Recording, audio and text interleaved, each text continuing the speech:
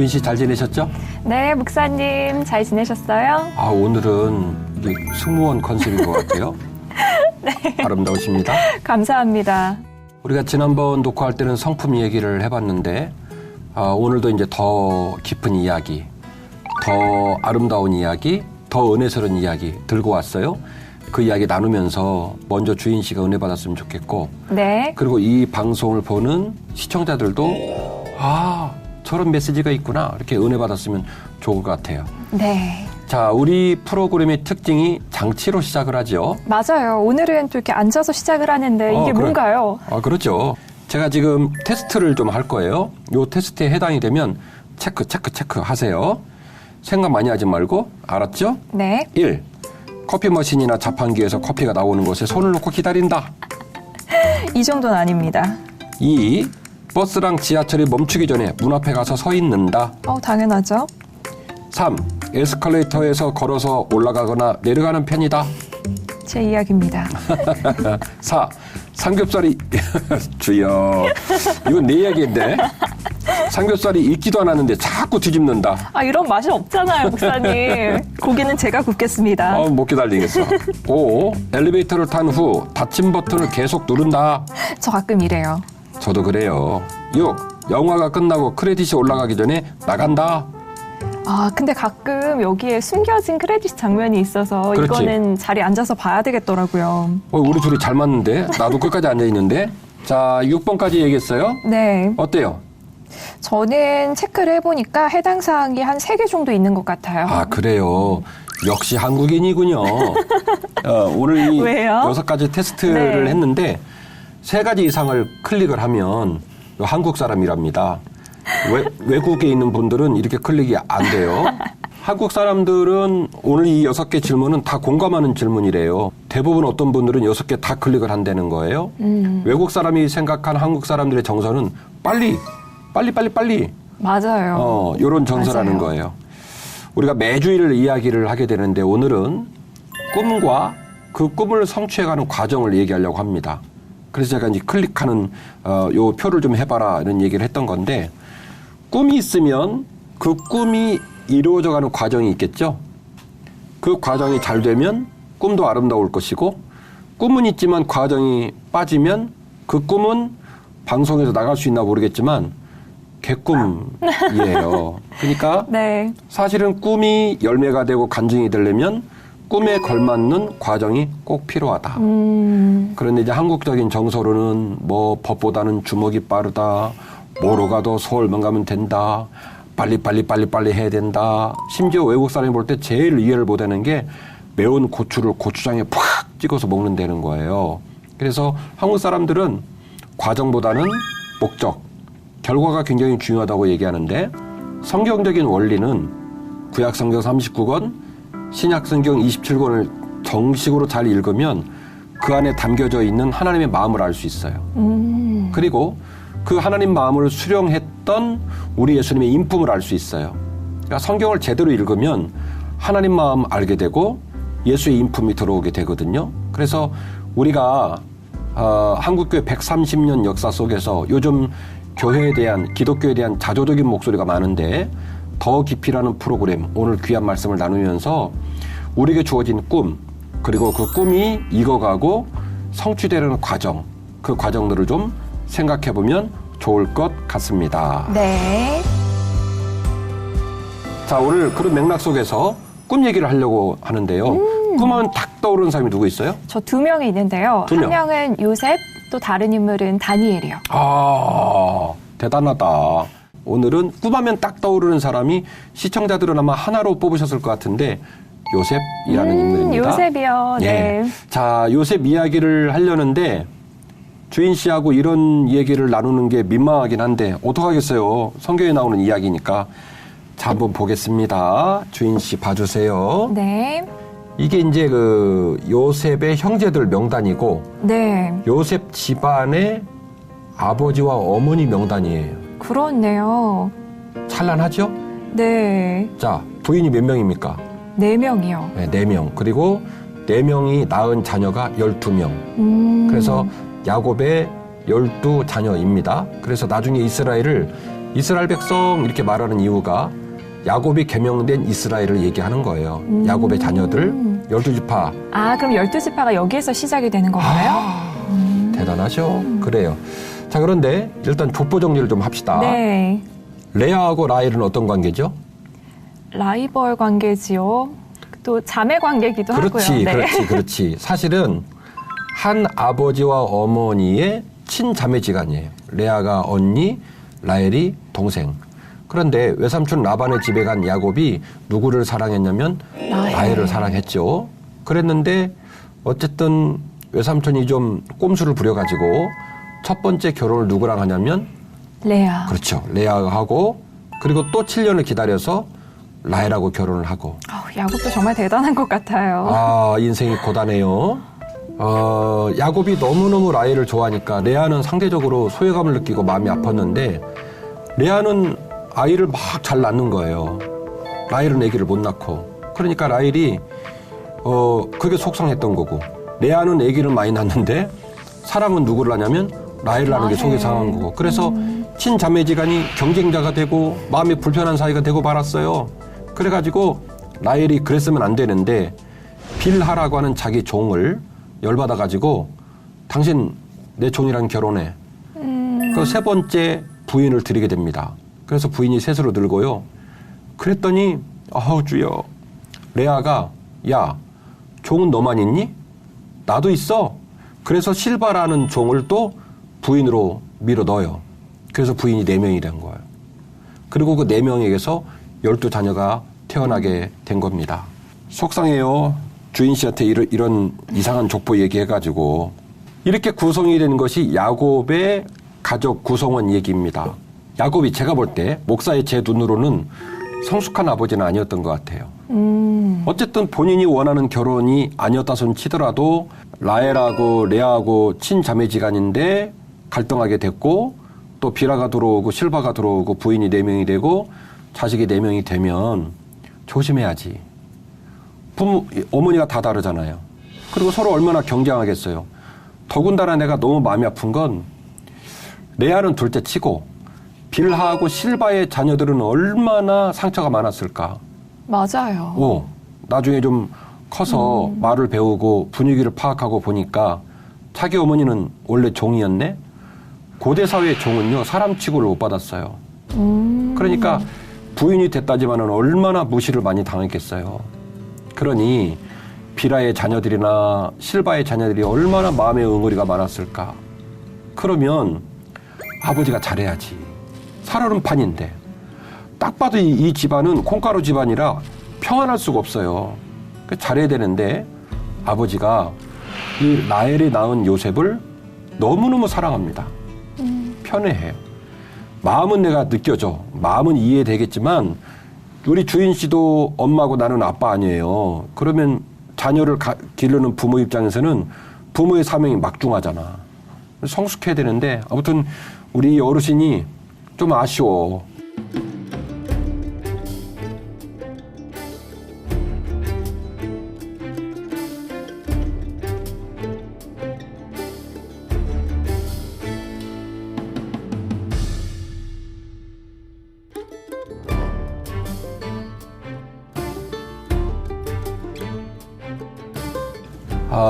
야곱은 야곱대로 그 마음에 응어리가 있으니까 자기가 사랑했던 라헬의 아들 요셉을 너무너무 사랑하고 형들은 그 모습을 보고 마음이 불편해서 말을 할 때 편하게 얘기가 나오지 않고 그리고 요셉은 또 하나님이 꿈을 주시거든요. 그 꿈을 꾸고 형들에게 자꾸 물어보지도 않는 꿈 얘기를 하는 거예요. 그러니까요. 저 아까 읽으면서 놀랐던 게 요셉이 내가 꾼 꿈을 들으시오. 나이도 솔직히 말하면 좀 어리잖아요, 요셉은. 그런데 말도 안 되는 거예요. 형들에게 이렇게 뭔가 목소리에 힘이 있었던 것 같아요. 무슨 왕 같아. 들으시오. 그러니까요. 실은 우리가 일상적인 삶 속에서도 자기를 높이고 자기가 주인공 되는 얘기는 말하기 쉽지 않거든요. 근데 이 요셉 형들한테 질러버리는 거예요. 그러니까요. 좀 권위가 있었던 것 같아요. 내 꿈을 들으시오. 그래서 형들이 또 속이 막 상한 거예요. 그렇잖아도 마음이 불편한데. 그러니까요. 그래서 집이 위태위태하는 거예요. 형들은 마음이 불편해서 말을 할 때 고운 말이 안 나가고 둘 중에 하나예요.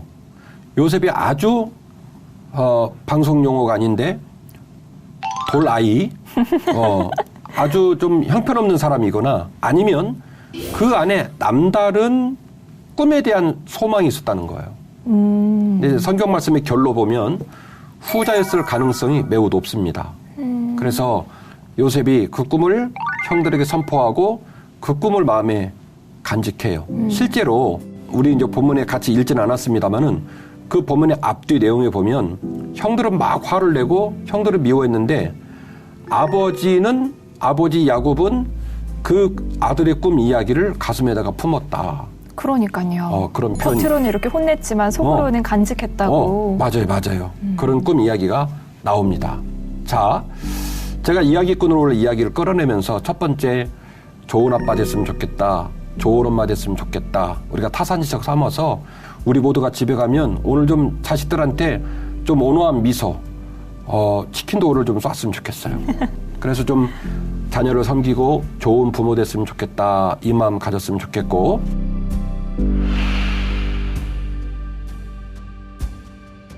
이제 형들이 양을 치러 나갔는데 아버지가 그 형들이 양을 잘 치는지 그래서 먹을 거 챙겨가지고 가라고 얘기하는데 요셉이 오거든요.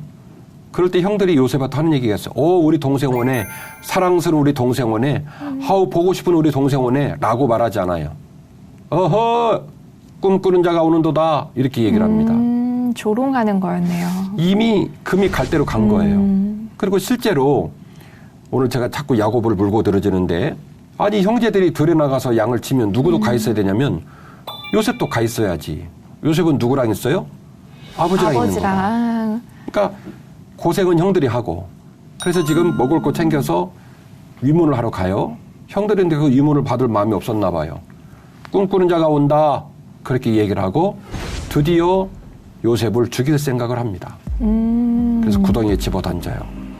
구덩이에 집어던지고 그 구덩이에 들어간 요셉이 아라비아 상인에게 팔려서 시위대를 지켰던 보디발 군대 장관 집으로 팔려가고 뭐 그런 일들이 이제 진행이 되면서 요셉의 인생이 이제 꼬이기 시작하는 거예요.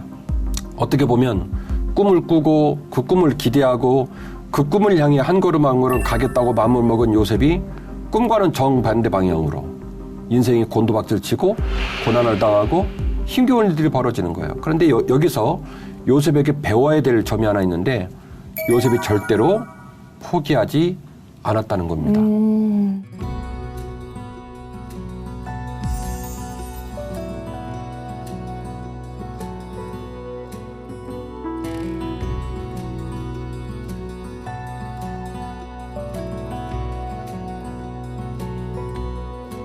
요셉은 이미 아버지에게서 떨어졌고 형들에게서 버림받았고 종된 신분이고 자기 고향도 아니고 애굽으로 내려갔어요. 결국 나라를 잃어버리고 자기 고향에서 쫓겨난 사람의 삶은 가장 불쌍한 사람입니다. 그래서 가장 힘들고 어려운 모습들이죠. 그런데 요셉이 얼마나 몸부림을 쳤는지 그 몸부림치는 과정 속에서 보디발이 요셉을 인정했는데 어느 정도 인정했냐면 대단한 얘기예요. 보디발 입으로 들어가는 음식 말고는 다 허락했다는 거예요. 부인하고 자기 입으로 들어가는 음식 말고는 다 요셉에게 맡길 정도로 위임할 정도로 요셉을 신뢰했다는 거예요. 그러니까 생각해보면 오늘 본문은 간단하게 써 있지만 요셉이 얼마나 그의 삶의 자리에 저항하고 그의 꿈을 이루기 위하여 정말로 얼마나 수많은 노력을 했을까 눈에 보이는 거예요. 그가 어떻게 하루하루를 살았을까. 그래서 보디발 입장에서는 야, 참 괜찮은 친구다. 이방 사람이고 잡혀온 죄인이지만 내가 저 친구한테 기회를 줘야 되겠다. 요셉이 이렇게 열심히 사는 모습을 보고 하나님이 요셉을 빼어나게 하고 아름답게 했다는 거예요. 그런데 이렇게 아름답게 한 일로 말미암아 요셉이 또 한 번 인생이 곤두박질을 칩니다.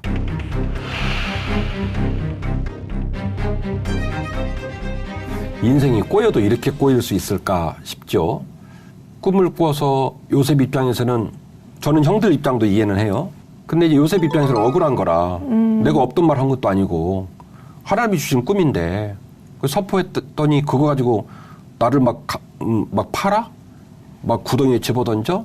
얼마나 억울했겠어요. 그래서 보디발 집 가서 뭐 열심히 수고하고 늦게 자고 일찍 일어나고 최선을 다했는데 그 보디발 부인이 어떻게 눈이 좀 잘못됐는지 막 코맹맹이 소리를 하고 막 요새 막 꼬시고 뭐 이러는 거예요. 그리고 성경이 이 부분을 또 자세히 기록을 해놨는데 동침하자고 막 난리를 쳐가지고 요셉이 그 와중에 겉옷을 벗어 던집니다. 맞아.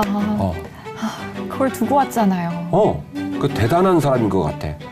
제가 요즘 방송 보면서 그 남성들로 인한 성추행, 성폭행 사건들을 보면 저 사람 제정신인가 싶어. 왜냐면 그 사람의 그 직위를 가져가기 위해서, 직업을 가져가기 위해서 평생을 노력을 했을 터인데, 그냥 한 방에 무너지는 모습을 본단 말이에요. 더 놀라운 사실은 그 이야기가 멈추질 않아.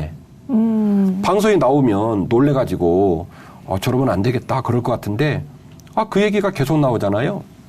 인간 안에 있는 정욕을 컨트롤하기가 그렇게 어렵지 않나, 이런 생각을 하는 건데, 요셉은 젊겠다. 보디발의 부인이 막 꼬시고 이런 상황이 벌어지는데, 그 자리에서 단호하게 겉옷을 벗어 던지고 바깥으로 나와버립니다. 저는 거기서 요셉의 결을 보는 거예요. 요셉이 자기가 품었던 꿈, 우리가 오늘 장치를 통해서 한국 사람의 특징들을 말을 했잖아요. 과정 별로 깊게 생각하지 않는다. 과정이 긴 거 받아들일 수 없다. 당장에 뭐가 나와야 돼. 이 요셉은 지금 성경에 그런 얘기가 안 나오지만 신학적인 용어로 그것을 행간읽기라고 얘기를 해요. 성경 구절과 성경 구절 사이에 숨겨져 있는 이 얘기. 그러니까 요셉의 마음에는 이삭 같은 경우에는 성숙한 성품과 인품이 있었다고 한다면 요셉의 마음에는 자기에게 하나님이 주셨던 그 꿈이 녹립고 열매 맺는 마지막 순간까지 그 꿈을 포기하지 않고 붙들고 있는 끈기가 있었던 거예요. 그렇네요. 비록 당신이 나를 꼬시지만 나에게는 나의 형제와 나의 부모를 섬길 수 있는 그 자리가 어느 자리인지, 내가 무엇을 하며 그 꿈이 이루어질지는 모르겠지만 그 꿈이 내 품 안에 있어. 하나님이 되게 주신 꿈이야. 그래서 더 큰 부르심을 사모하면서 그 유혹을 뿌리친 거네요. 그러죠. 추정을 하자면 둘 중에 하나 아닙니까? 바보거나 아니면 또 다른 무엇인가의 마음이 그 안에 있었을 텐데, 저는 추정하는 거예요. 제가 추정하기로 그가 여전히 꿈을 포기하지 않고 있었다. 꿈을 붙들고 있었다. 그래서 팍 치고 나갑니다. 그렇게 치고 나가가지고 이제 드디어 왕의 감옥으로 투옥이 되는 일이 벌어지게 되거든요. 같이 한번 보겠습니다. 창세기 39장 19절 읽어주세요. 그의 주인이 자기 아내가 자기에게 이르기를 당신의 종이 내게 이같이 행하였다 하는 말을 듣고 심히 노한지라. 이에 요셉의 주인이 그를 잡아 옥에 가두니 그 옥은 왕의 죄수를 가두는 곳이었더라. 요셉이 옥에 갇혔으나 여호와께서 요셉과 함께 하시고 그에게 인자를 더하사 간수장에게 은혜를 받게 하시매 간수장이 옥중 죄수를 다 요셉의 손에 맡김으로 그 재반 사물을 요셉이 처리하고 간수장은 그의 손에 맡긴 것을 무엇이든지 살펴보지 아니하였으니 이는 여호와께서 요셉과 함께 하심이라. 여호와께서 그를 범사에 형통하게 하셨더라. 아멘. 엄청난 은혜네요. 우리가 감정이입을 좀 해보면 잠을 못 잤을 것 같아. 그 왕의 감옥에 가서 우두커니 앉아서 얼마나 하염없이 눈물이 났을까. 얼마나 억울했을까. 그러니까요. 노예로 팔려온 것도 억울한데 이제는 감옥살이까지 하게 됐으니. 17세 나이부터 시작해서 인생이 곤두박질을 쳐서 그렇게 몸부림치며 자기 삶을 수습하려고 몸부림쳤던 그가 살아온 날들이 주마등처럼 떠오르면서 아마 하염없이 울었을 것 같아. 그 감옥에서. 근데 요셉의 인생은 다시 한번 바닥으로 곤두박질을 치게 됩니다. 그런데 지금 놀라운 얘기가 이어져요. 그 간수장이 지금 우리나라의 법 시스템으로 말하면 모범죄수가 된 거예요. 그래서 간수장이 그 보디발이 그랬던 것처럼 요셉에게 그 감옥에서 일어나는 모든 일들의 재반사항들을 돌보고 협력하는 일을 맡깁니다. 똑같은 일이 반복되고 있죠. 어디서 그랬죠? 보디발 집에서. 그렇지. 복선 같네요. 복선처럼 반복이 되는 거예요. 네. 상황이 바뀌었어요. 곤두박질 쳤어요. 대접받는 자리는 아니에요. 그런데 이 요셉이 얼마나 끈기를 가지고 몸부림을 쳤는지 또 컨트롤 C, 컨트롤 V 한 것처럼 보디발의 집에서 일어났던 일이 똑같이 왕의 감옥에서 일어나게 됩니다. 그래서 간수장이 요셉에게 모든 재반 사무를 맡기고 그리고 그 일들을 진행할 수 있도록 그렇게 맡기게 되는데 그래서 그런 일들이 진행되다가 요셉의 인생을 뒤집을 수 있는 놀라운 일을 또 만나게 됩니다.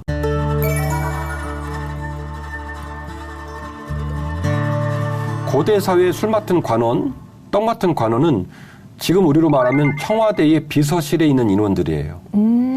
그래서 2조 500년 사극 보면 기미상궁이 왜 먹을 거 있으면 이렇게 막 은수저 집어넣고 대신 먹어주고 그러잖아요. 왕들이 독살되는 경우가 많았단 말이죠. 네. 그래서 떡 맡은 관원장, 술 맡은 관원장의 역할은 무슨 내시 수준이 아니고 굉장히 높은 지위예요. 그 높은 지위에 있는 사람들이 이유를 알 수 없지만 왕의 감옥에 갇혀 있는데 이 두 사람의 이 환상 같은 꿈을 요셉이 해석을 합니다. 해석해가지고 그대로 돼요. 술 맡은 관원장에게 당신 감옥에 갇힌 삶이 끝납니다. 왕이 당신을 다시 데려갈 겁니다. 그리고 떡 맡은 관원장에게 미안해요. 당신의 수명이 끝났어요. 당신 3일 안에 죽을 겁니다. 그래서 실제로 떡 맡은 관원장이 죽어요. 그리고 술 맡은 관원장은 복권이 됩니다. 그러니 복권되면서 요셉이 거기다가 태그를 하나 붙입니다. 간청이라는 태그를 붙여요. 관원장님, 복권 되시면 제가 여기 있다는 걸 기억해 주세요. 맞아요. 그래서 부탁을 하거든요. 혹시 이제 기억이 나실지 모르겠지만 기억했어요, 못했어요? 까맣게 잊어버렸죠. 주여. 그러니까 인생이 이렇게 꼬일까 싶어. 그렇게 잘 섬겨가지고 저 좀 기억해 주세요 얘기했는데 이 양반이 가가지고 까맣게 잃어버립니다. 그리고 나서 나중에 어떤 일이 벌어지냐면 바로가 꿈을 꿔요. 꿈을 꿔가지고 그 꿈을 해석을 하라 하는데 해석을 못해서 난리가 나고 막 사람들이 죽어나가고 막 이러는 거예요. 우리 시청자들이 오늘 이 프로그램 끝나고 좀 읽어보기를 원하는데 되게 재밌어요. 왕이 꿈을 꿨는데 그 꿈 내용이 뭐냐고 물어보니까 안 알려줘. 맞아. 그러니까 술법사들 뭐 해몽가들이 진짜 미치고 팔딱 뛰어오신 것이 꿈을 알아야 해몽을 하는데 뭐 꿈을 얘기를 해줘야 해몽을 하든지 말든지 할 거 아니에요. 그런데 이게 왜 그랬냐면 바로가 그 꿈이 너무 위중하고 마음에 어려웠던 거예요. 이거 보통 일이 아니구나. 해석을 할 수는 없지만 쎄한 느낌이 있는 거지. 그래가지고 꿈도 얘기도 안 해주면서 꿈을 해석을 하라고 하니까 누가 해석을 하겠냐고. 그래서 막 사람이 죽어나가는 거예요. 사람들이 막 죽어나가는 모습을 보고 술 맡은 관원장이 그때서야 번뜩 떠오른 거예요. 아, 꿈하면 꿈 전문가가 있는데 누구요? 요셉을 기억했군요. 요셉. 그래서 요셉을 딱 데려오는데 와, 아마 그 옛날에 그 형들한테 내 꿈을 들으시오 이렇게 말했던 습관이 이 꿈 때문에 그랬나 봐.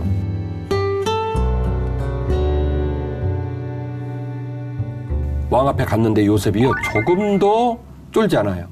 당황하지 않아. 왕이요. 왕 이러이러한 꿈 꾸셨죠? 그 꿈 내용이 뭐냐면 7년의 대풍년, 7년의 대흉년에 관한 꿈들입니다. 이걸 해석을 다 해요. 와. 그래가지고 왕이 완전히 깜짝 놀랍니다. 깜짝 놀래서 감옥에 그 감옥 밑바닥에 갇힌 죄수를 그대로 끌어올립니다. 끌어올리면서 뭐라고 얘기를 하냐면 네가 그 꿈을 해석한 꿈의 해석도 대단하지만 그 꿈을 현실에서 완성시킬 사람도 누구밖에 없다? 내가 볼 때는 너밖에 없다. 그래서 참 성경 얘기는 재밌어요. 보디발이 자기 입에 들어가는 것과 부인 빼놓고는 다 맡겼다고 얘기를 했던 것처럼 바로도 반지를 넘겨주면서 네가 이 모든 일들을 주도해서 관리하고 책임을 져라. 와. 그래서 애굽의 모든 통치권을 누구에게 넘겨주냐면 요셉에게 넘겨주는 거예요. 어마어마하죠. 하나님은 정말 대단한 이야기꾼 같아요. 복선이 딱 그 자리에 들어간 이유가 있었네요. 그렇죠.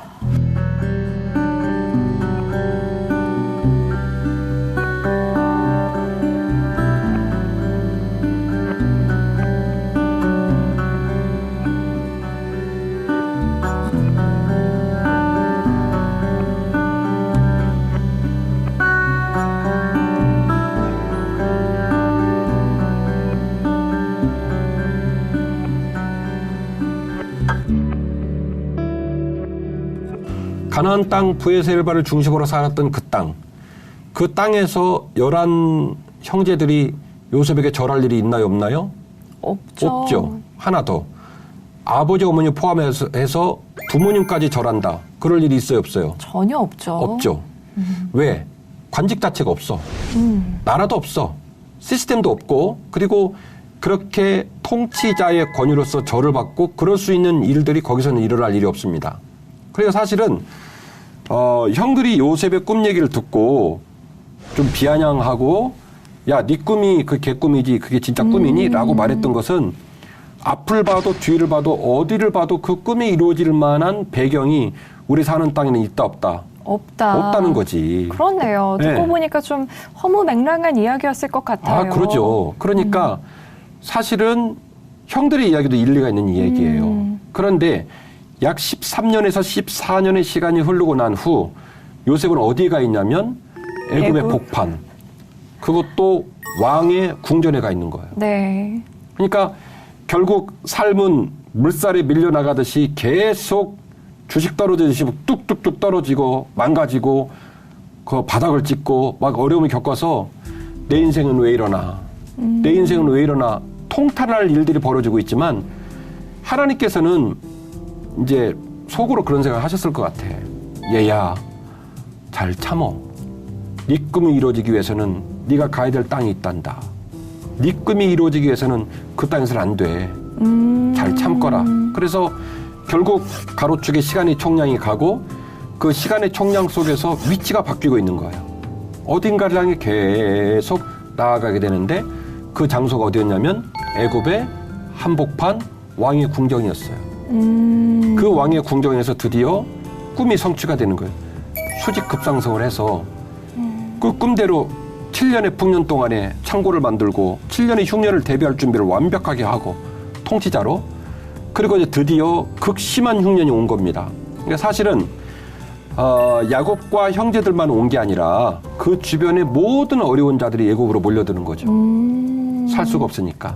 그 무리 중에 한 사람으로 형제들이 내려오고 나중에 아버지가 내려오고 그러면서 실제로 꿈 그대로 이루어지네요. 네, 요셉에게 절을 하고 아버지도 절을 하는 참 기가 막힙니다. 이런 일들이 벌어지게 된 거죠. 아마도 우리 박주인 아나운서의 삶에도 많은 어려움들이 있을 거라 믿고 목회하는 저도 오늘 제가 이야기꾼으로 되게 행복한 것처럼 말하지만 울 날이 너무나 많았어요. 우리의 삶이 지금도 계속 난관과 어려움 속에서 망가지는 것처럼 보이지만 하나님께서 우리에게 꿈을 주시고 그 꿈을 이루어 가신다면 우리는 신뢰하고 그 꿈을 포기하지 말고 인내와 경주로 그 길을 따라가야 될 믿음의 태도가 필요해. 아멘. 하나님이 그 뜻을 이루어질 그 마지막 날을 향하여 또박또박 아멘. 나아가는 모습이 꼭 필요한 것 같습니다. 네.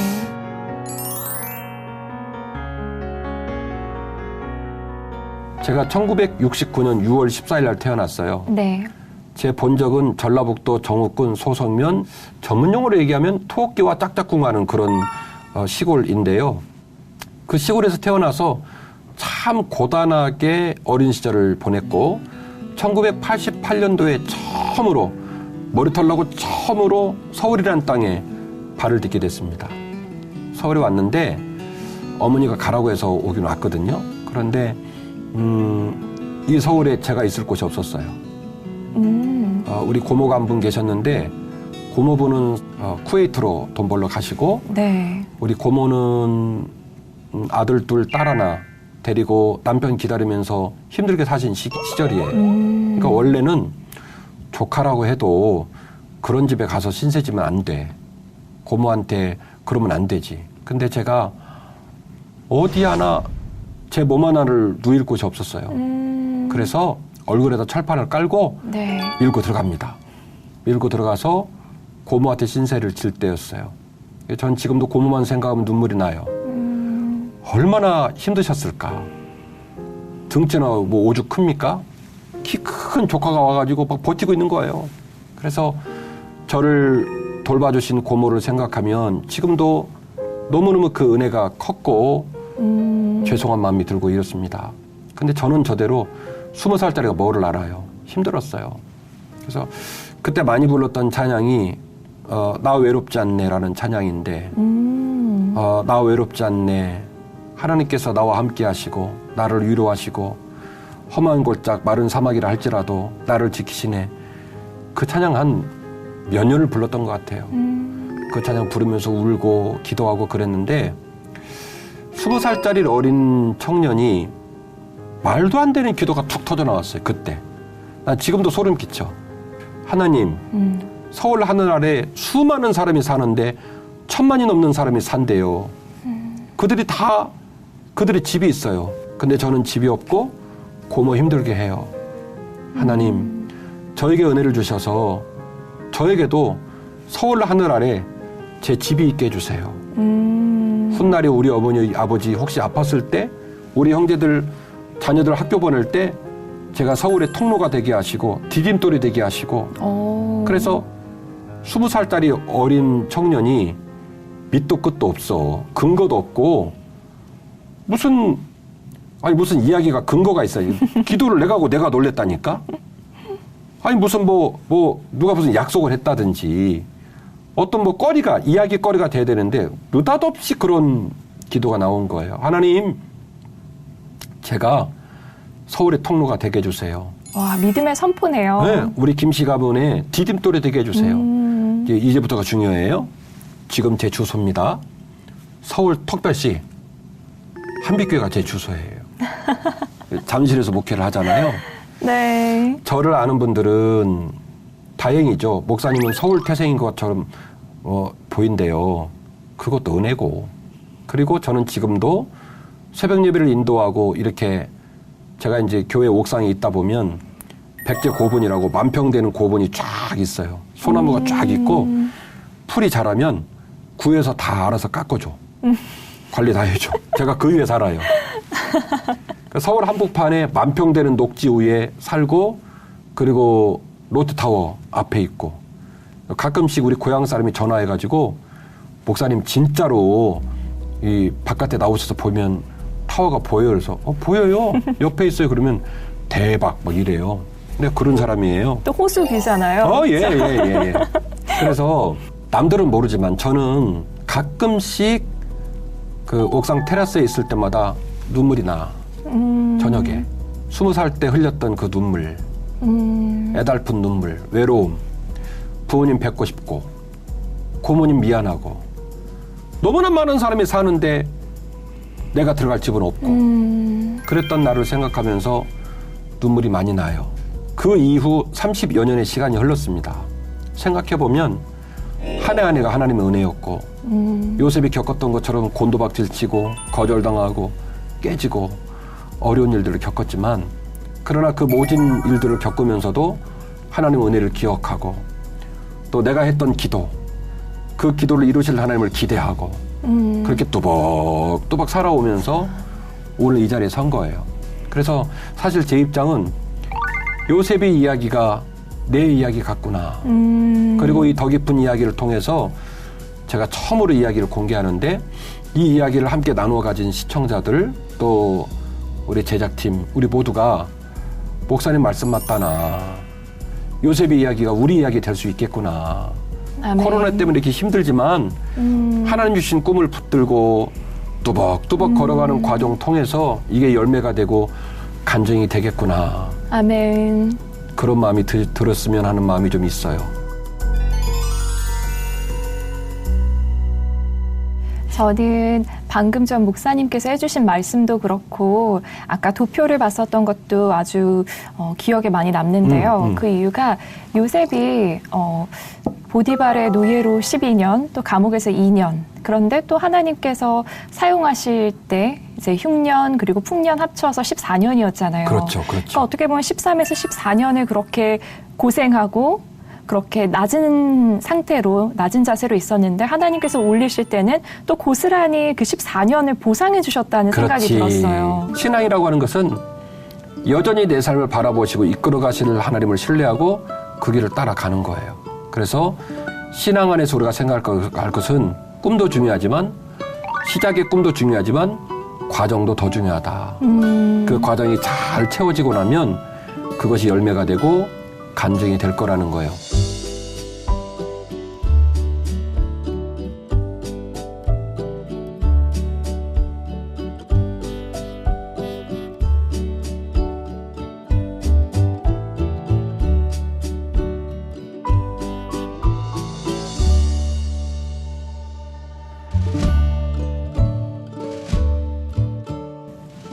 결국 오늘 제가 꿈의 사람 요셉 이야기를 말하면서 우리가 꿈 얘기는 다른 목사님이나 다른 자리에서 다른 방송에서 많이 들었을 거예요. 이야기꾼인 제가 강조하고 싶은 것은 꿈도 중요하지만 그 꿈이 성취되는 과정도 매우 중요하다. 그 과정의 모습이 때로는 가면을 쓰고 고통의 모습으로 거절의 모습으로 그리고 우리의 삶을 쓰라리게 하는 모습으로 다가온다 할지라도 우리가 주님을 신뢰하면 그 모든 모습 가운데 기가 죽고 주저앉을 이유가 없다. 누구처럼? 요셉처럼.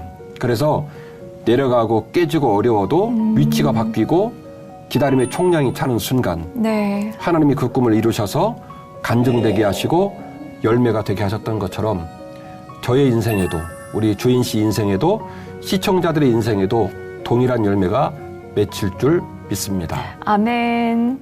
자, 우리 시청자 여러분에게 부탁드립니다. 절대로 포기하시면 안 돼요. 아멘. 절대로. 아멘. 주님께서 여러분과 함께 하시고 또 주님께서 우리 두 사람에게도 함께 하시기 때문에 우리는 어떻게 하면 된다?